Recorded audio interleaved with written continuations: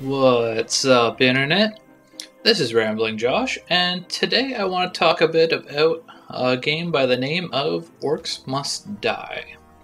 Orcs Must Die is a new game that just recently came out, as new games tend to do, and it's by a little company that goes by the name of Robot Entertainment.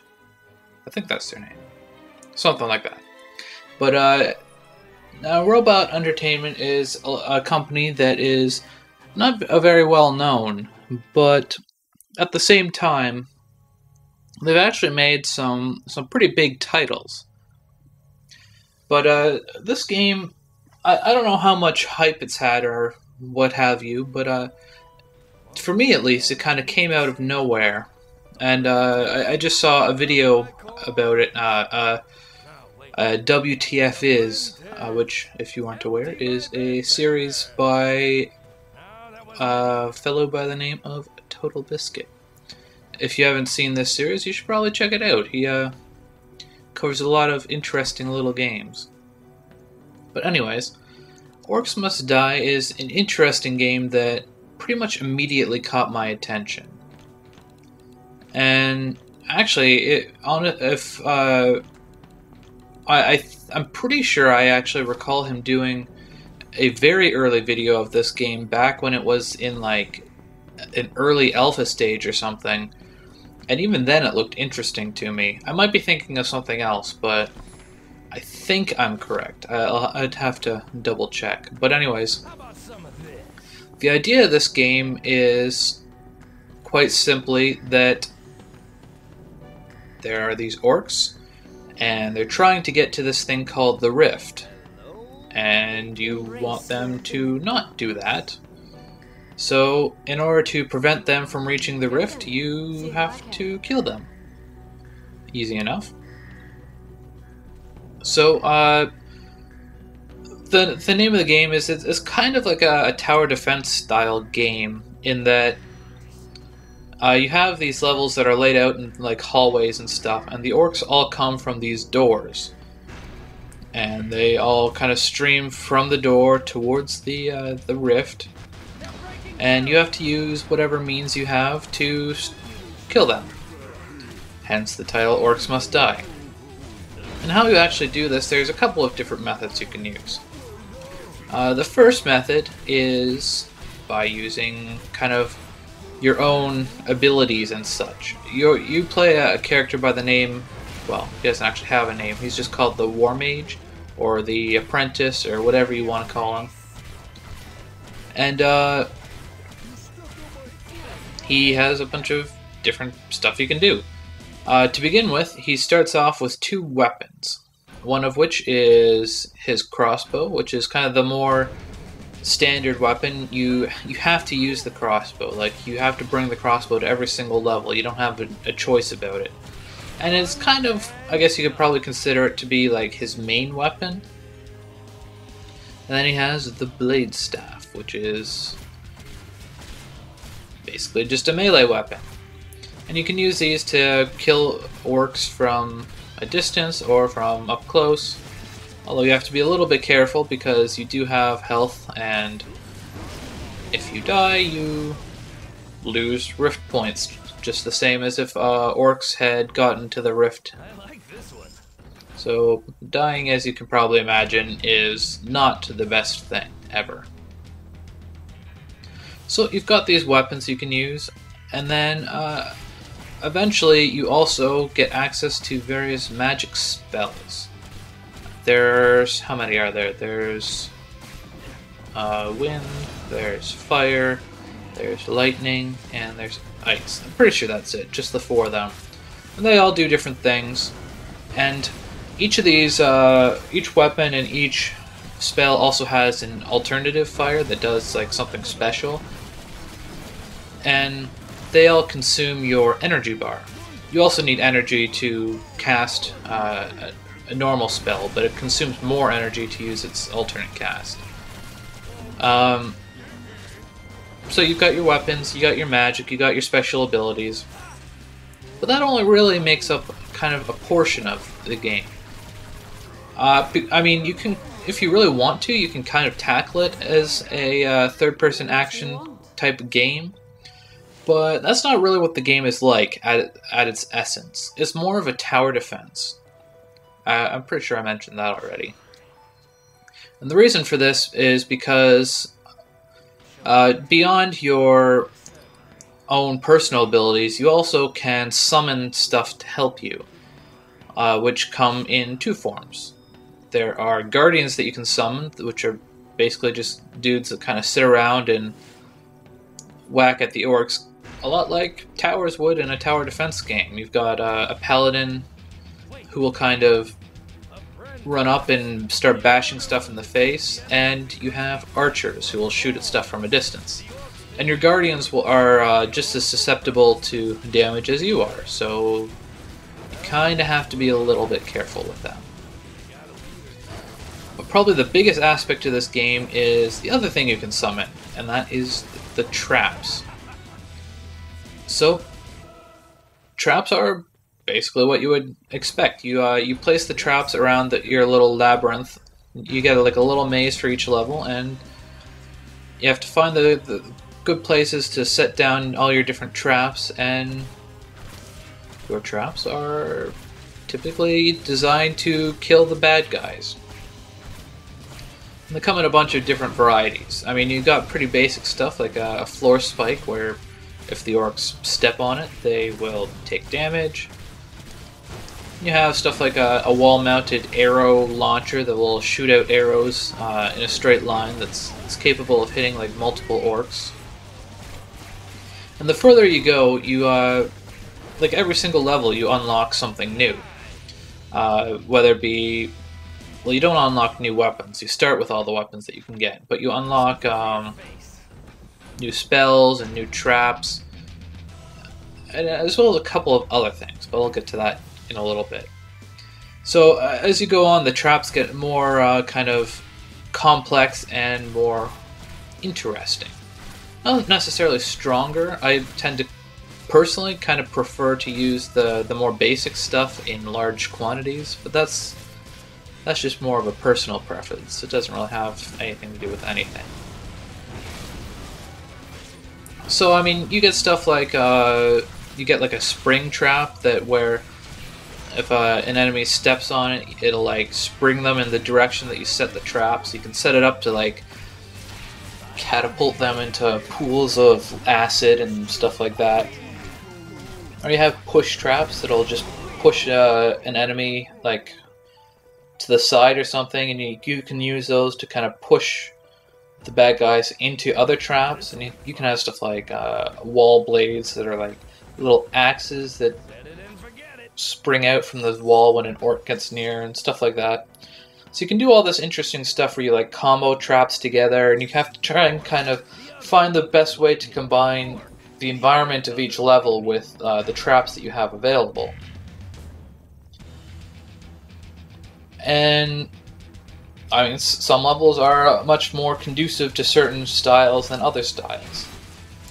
And in that regard, the other thing that you get during some levels is, on some levels, the gift that you get isn't a new trap or a new spell or anything like that. You actually get something called a Weaver, which is like a magical ally or something. And it works kind of like a skill tree, but it like resets every time you start a new level. So basically, the idea is there are 3 of them. You start off with well, you don't start off with any of them, but at the beginning of the 2nd act, you get 2 Weavers, and then at the beginning of the 3rd act, you get a 3rd one. And they all have kind of different specialties. So you have one Weaver who specializes in like passive stuff, like increasing the strength of your traps and your guardians and stuff. And then you have another Weaver who is on improving your own abilities, like making your crossbow stronger, making your magic more potent, and stuff like that. And you can only choose one of them per level.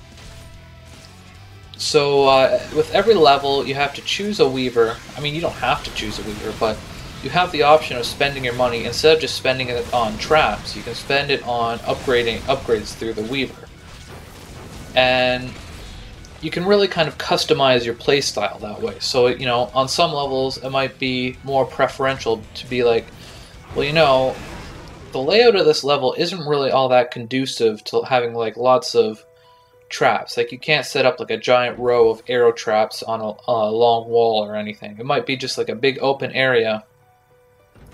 So maybe you want to instead focus on your guardians, and you just set up a bajillion archer guardians and have them shoot from a distance. Or maybe you want to focus on your own abilities rather than relying on your guardians. And so you instead you purchase upgrades for your crossbow and your magic and stuff like that. And so it's a really kind of interesting dynamic because you can really approach the same situation in a lot of different ways, and there isn't always, well, there's very rarely a quote-unquote correct way to do it. I mean, there are certain situations, of course, where certain tactics are going to be much better, but that's not always the case. I mean, for example, pretty much every level has kind of a multitude of hallways and stuff, and it can be get really hectic, and it can be really easy to lose track of the orcs streaming through the doors because there's a lot of orcs. And so a lot of times your best bet is to go with the barricade trap and kind of create a pathway for the orcs to go through. That's pretty much always a good way to go about it. But you don't have to do that. It's perfectly possible to win without doing that. And even if you do kind of guide them all down a single route, how you deal with them when you get them into that kind of chokehold is up to you. I mean, if you have a bajillion orcs streaming down a single narrow hallway, how do you deal with that? Do you like pump up your AoE magic and just pound them with spells? Do you say, you know, I want like a swinging mace trap that like swings from the ceiling? I want to set up a whole bunch of those, and then on the ground I want to set up a bunch of tar pits so that the orcs walking beneath the swinging mace walk slower so that they have more chance to get hit by the mace. And then maybe like on the walls I want arrow traps to just kind of increase the death in that concentrated area where the orcs are slower. So there's just so many ways to kind of tackle the same situation. But I mean, that's all just kind of talking about the kind of the core mechanics of how the game actually works. So the whole format of the game is that I want to say it's a fairly standard, but honestly, most tower defense games don't really have kind of the sustainability of a full title kind of thing.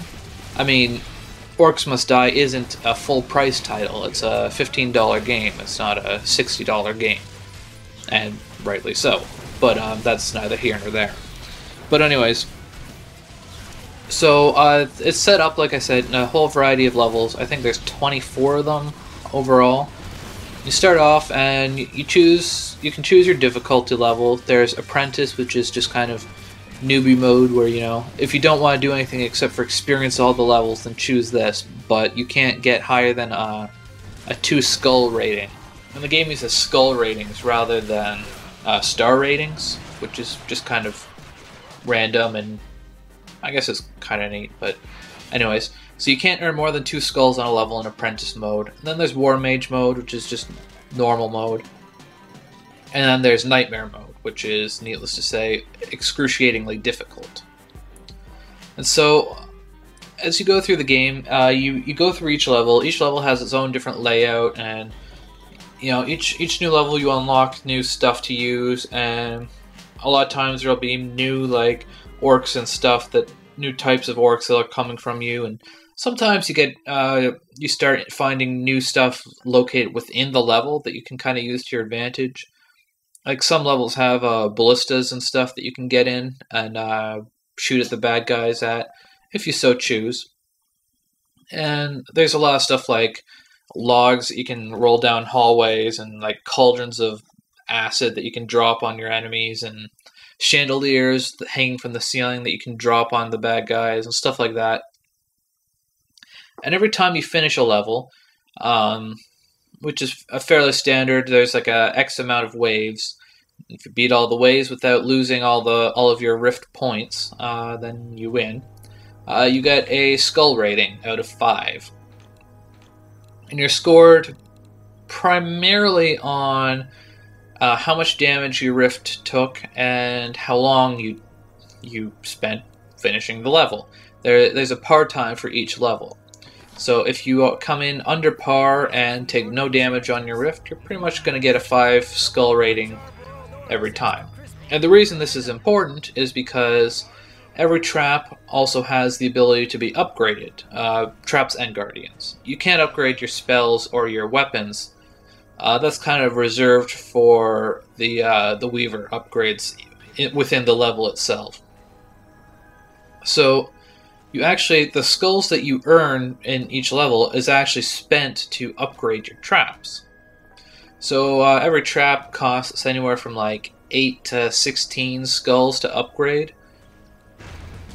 And so in general, you have to kind of prioritize which traps you like more and which ones you use more to kind of further customize like your playstyle. Like if you like a certain type of trap, maybe you want to upgrade it.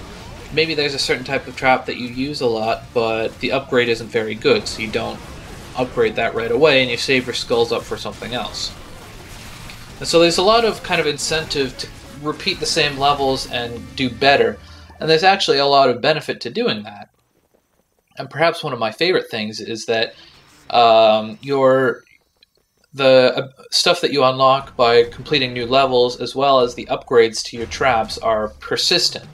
So once you do them, you can go back to earlier levels, and that'll help you get higher ratings on previous levels. So you can take like the lightning ring magic or whatever it's called, which you don't get until like near the end of the game.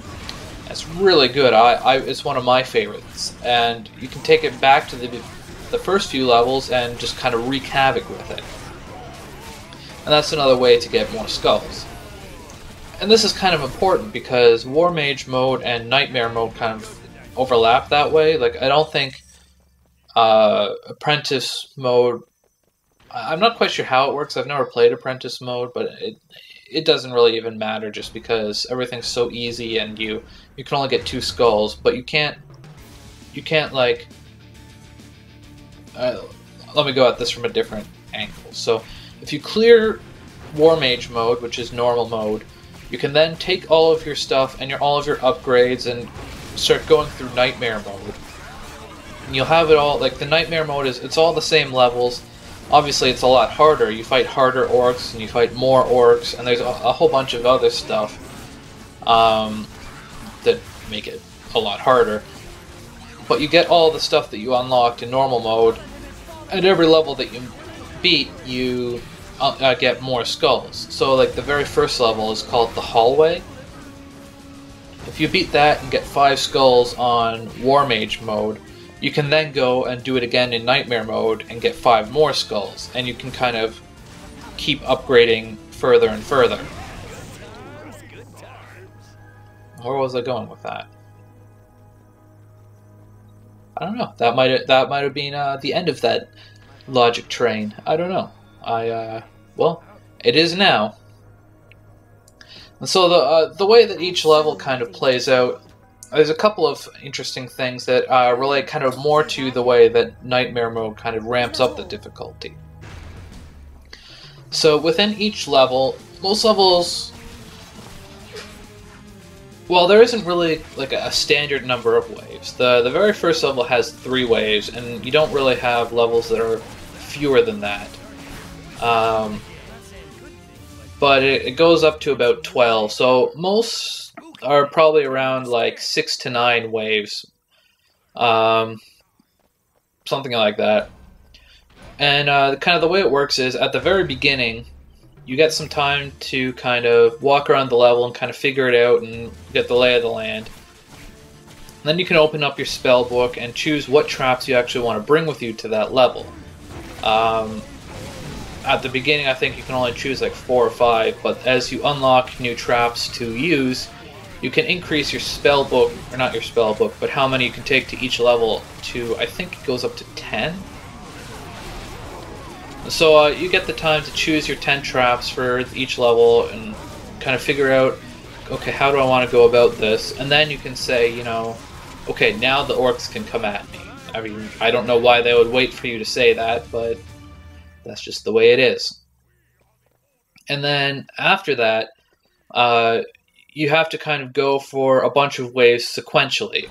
At the end of every wave, you'll get like 10 or 15 seconds or something like that to kind of prepare and maybe like run around and plant down a couple new traps and maybe like sell off a couple traps, and you can sell stuff you get 100% of the value back, so that's kind of neat.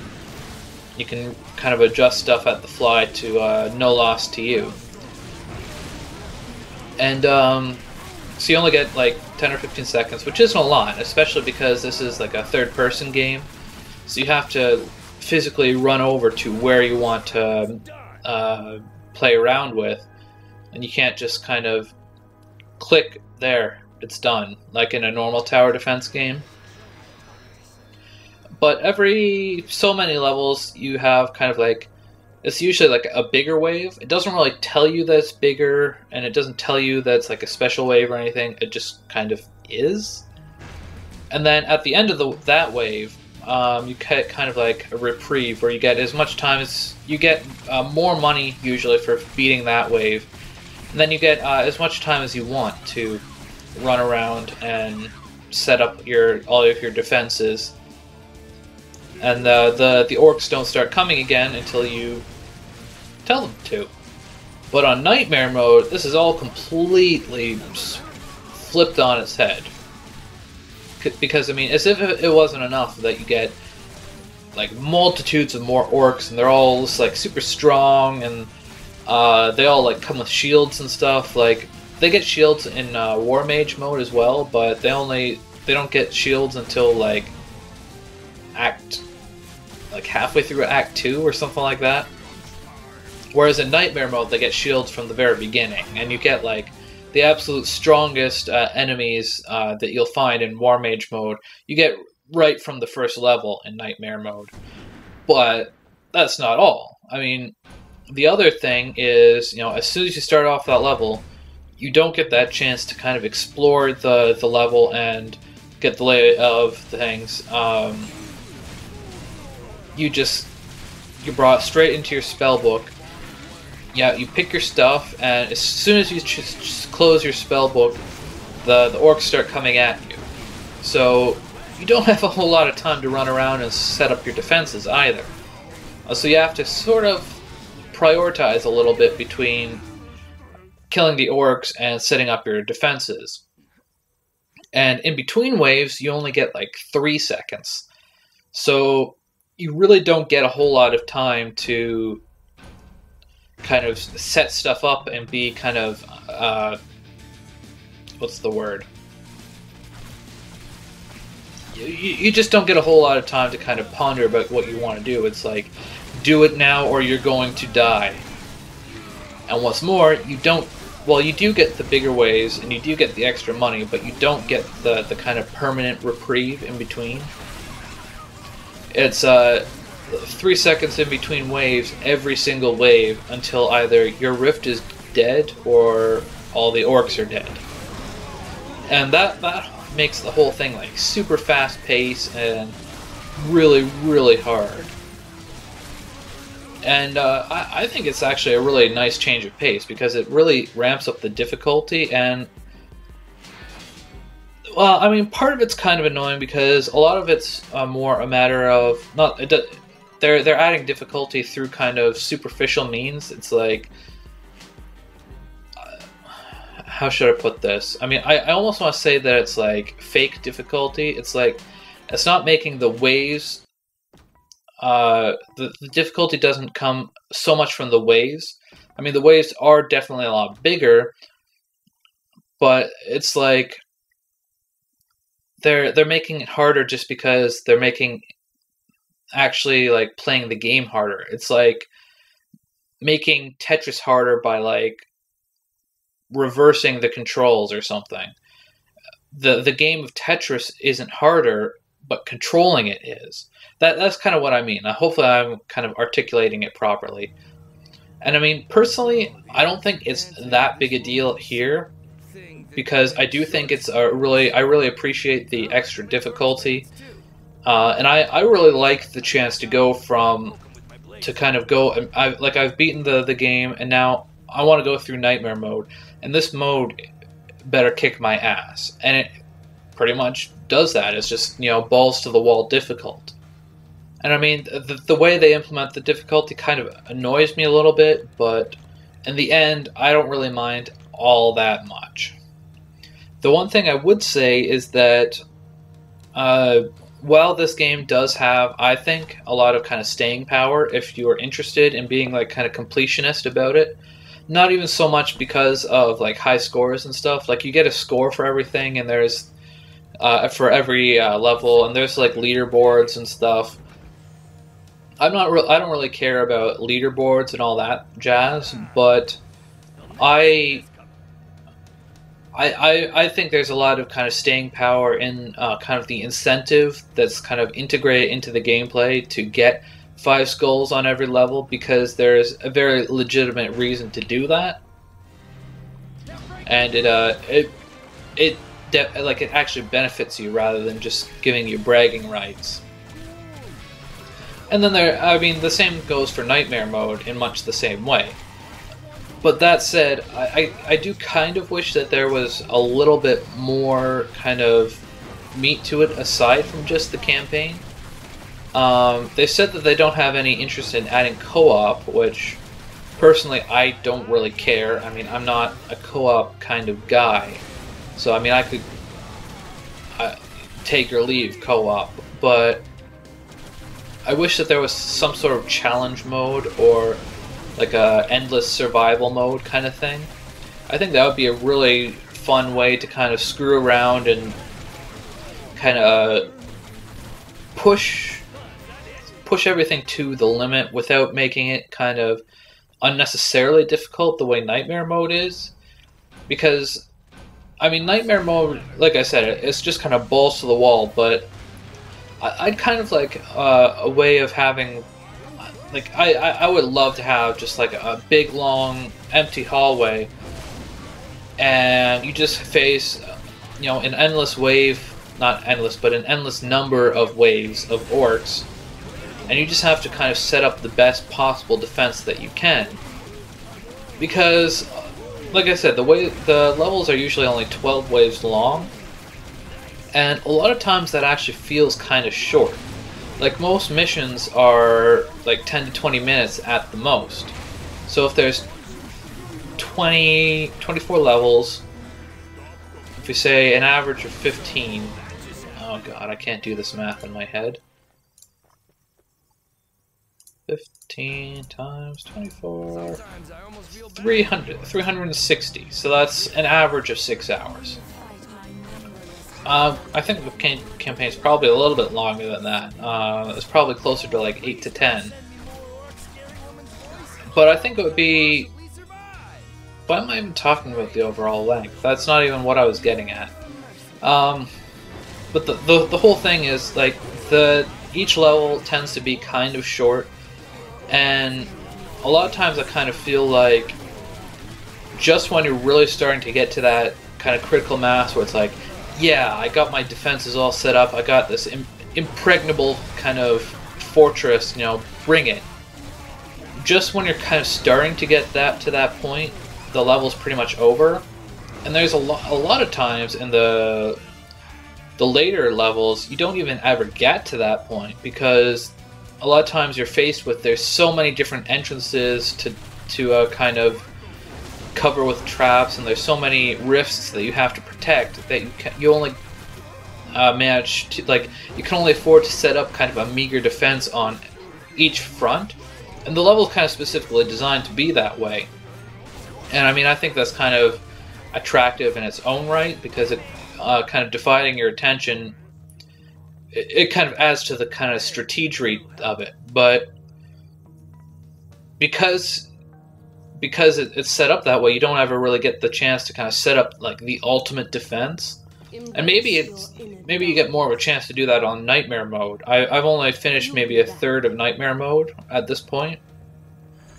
But I would just really love like an endless mode where it's all about setting up the best possible defense, and I don't know, I mean, I think something like that would really add to the game. A challenge mode would be kind of neat too. I'm just kind of throwing out ideas out there of ways to kind of extend the life of this game, because I really love the concept, but just having just the 24 levels, even with all the replayability that is, I think, very legitimately an aspect of the game, there's only so much you can do with playing the same 24 levels over again. And I mean, how many other games, like look at like Plants vs. Zombies, you can spend as much time screwing around with the challenges and stuff in that game as you did with just playing through the actual story. And I think if this game had something like that, it would be an extremely large plus. I mean, something like challenge modes I think would be really interesting. Like, in this level, you're not allowed to use your crossbow, or you're not allowed to use your crossbow or magic. You have to use traps. Or on this level, you can't use traps at all. I mean, those are just very basic ideas. And I mean, I think it really kind of lends itself. This game kind of lends itself because you have so much flexibility in the way you tackle each situation, through the like different Weaver upgrade routes and all of the different traps available, and which ones are upgraded and which ones aren't, and all that stuff. But it would be nice to have a little bit more. But I mean, on the whole, I mean, I think this game is honestly really fun. I mean, as soon as I saw this game, I kind of said to myself, like, this game looks really awesome. I have to have this game. I pre-ordered it, and I basically set aside the whole day to play it.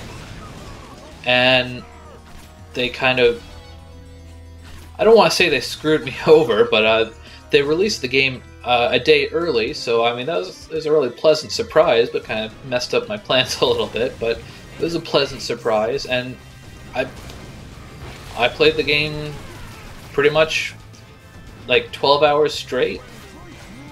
And now that I'm kind of getting to the point where I'm replaying the levels on higher difficulty and trying to reach the 5 skull limit on the hardest levels, it's kind of getting to the point where I don't feel that I want to kind of sit down and kind of play out long sessions. I kind of feel like, okay, let me play a few rounds of this level and try and perfect my strategy, and this isn't working so well. Maybe I'll go take a break. But I mean, on the whole, it's a really good game, and I just played the crap out of it as soon as it came out, and I don't regret doing that. I don't regret purchasing it.